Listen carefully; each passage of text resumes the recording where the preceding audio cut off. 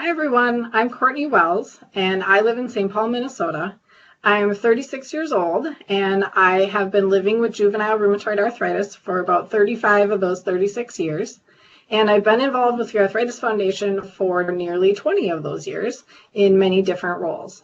Currently, I am a Connect group facilitator, a network leader, and I sit on our local leadership board. I've been on and off the board for the last 10 years as my family and career plans have evolved. And I currently joined the board again in the spring as the network was rolling out. And I've been able to observe some changes that happened between the time that I was on before and then the time that I'm on now.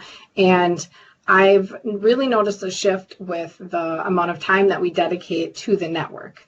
In the past, we spent most of our time talking about the financial environment and the state of our region and talking about fundraising, and we're still doing those things, but now we also have dedicated quite a bit of time, maybe a third to a half of our board meetings of that time to talking about the network specifically, and then talking about any challenges that have come up or successes that have happened and doing some brainstorming around ways that we can continue to grow the programming.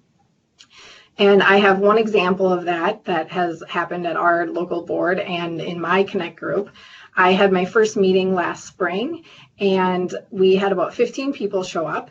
And half of them were over 50 or 60 and were primarily living with osteoarthritis or rheumatoid arthritis. And then the other half were in their 20s and mostly had been growing up with juvenile arthritis.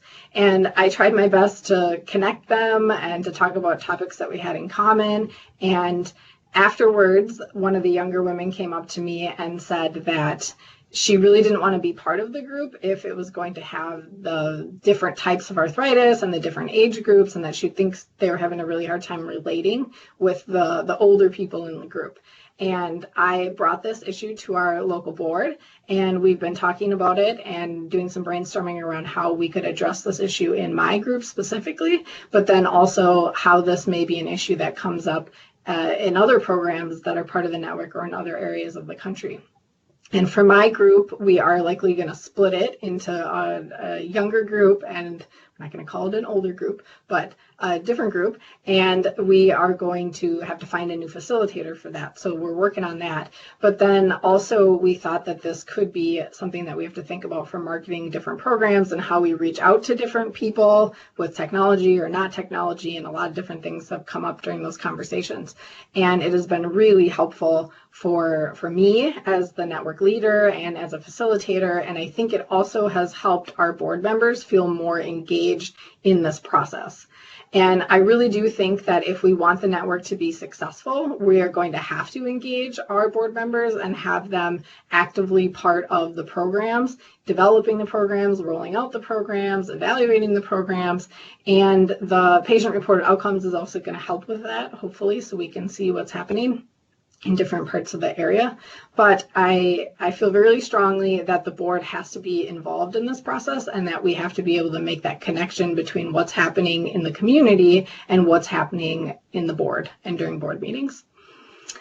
And I'm sorry I can't be there. I couldn't get a flight in to work today, but I will be coming in later tonight, and I will be there tomorrow to run a program for facilitators. So I hope to see you then.